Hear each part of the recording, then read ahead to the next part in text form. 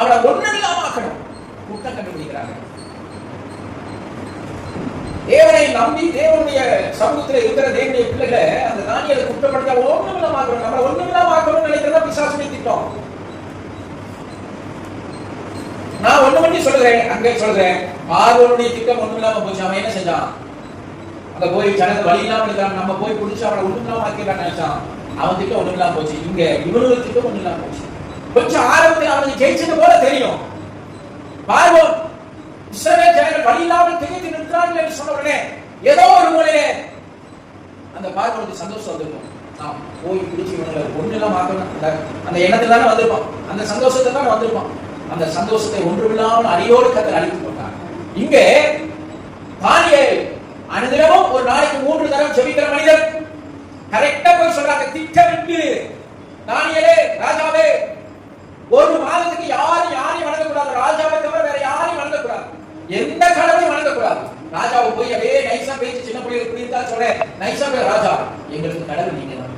எப்படி சொல்றாங்க ராஜாவை சத்தமா சொல்லுங்க, ராஜாவை பத்தி சொல்றாங்க, எங்களுக்கு கடவுள் நீங்க தான், எங்களுக்கு வழி அளக்கிறது நீங்க தான், எங்களுக்கு நல்ல ஆட்சி தரவர் நீங்க தான், எங்களுக்கு நல்ல பாதுகாப்பு தரவர் நீங்க தான். நாங்க உங்களை தான் ராஜாவை என்னவா பாக்குறோம், தெய்வமா பாக்குறோம். உங்களை தவிர நாங்க ஒரு மாசத்துக்கு யாரையும் வணங்க மாட்டோம். ராஜா ஒரு சட்டம் போடுங்க, ராஜானா யாருமே கொஞ்சம் மேன்மைப்படுத்தி பேசினா இப்படிதான் இருக்கும். சத்தமா சொல்லுங்க, யாருமே மேன்மைப்படுத்தி பேசினா எப்படி இருக்கும்? ராஜாவை மேன்மைப்படுத்த உடனே அவனுக்கு கண்ணை மறைச்சிச்சு, புகழ் என்ன மறைச்சிச்சு, கண்ணை மறைச்சிச்சு, சட்டம் போடணும். இந்த சட்டத்துக்கெல்லாம் பயந்தவன் அல்ல, தன்னை நடத்துகிற தேவன் யார் என்பதை தானியேல் அறிந்தவன். இந்த தேசத்துக்கு ஒரு அடிமையாய் வந்தவன் என்பதை தானியேல் அறிந்தவன்.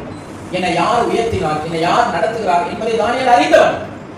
இதுக்கெல்லாம் பயப்படல. எப்பொழுதும் போல பலகணியை திறந்து வைத்து முழங்கால் படிட்டு அவரை நோக்கி செபித்தான். அல்லேலூயா, சத்தமா சொல்லுங்க அல்லேலூயா. யாருக்கும் பயப்பட, நான் சொல்றேன், உங்க வாழ்க்கையில சத்துருவுக்கோ சூழ்நிலைக்கும் பயப்படாத. நீ தைரியமா இருக்கணும். அதான் சொல்ற, நீதிமான் சிங்கத்தை போல எப்படி இருக்கணும், தைரியமா இருக்கணும். நீ தைரியமா இருக்க பொழுதுதான் கர்த்தர் உனக்காக யுத்தம் பண்ணுவார். அல்லேலூயா. நீ சத்துருவை எதிர்த்து நிக்கணும், அப்பதான் கர்த்தர் உனக்காக யுத்தம் பண்ணுவார்.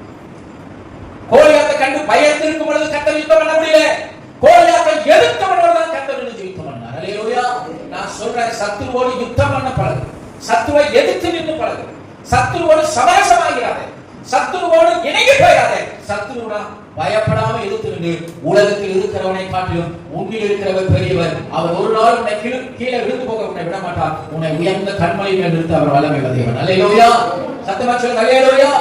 ஆரம்பத்தில் கொஞ்சம் பயம்